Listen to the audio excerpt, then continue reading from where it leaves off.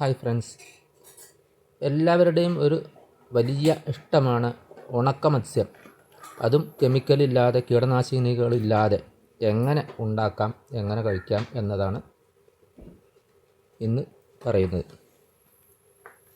ഇത് 6 ദിവസം മുമ്പ്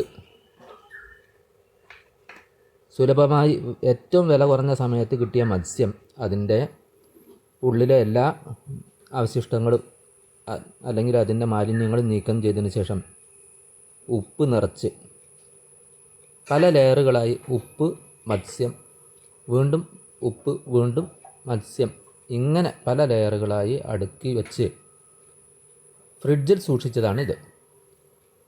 24 മണിക്കൂറിന് ശേഷം ഇതിന് അടിയിൽ ഊറി വന്ന ജലാംശം നമ്മൾ ശ്രദ്ധിച്ച് അടുക്കുകൾക്ക്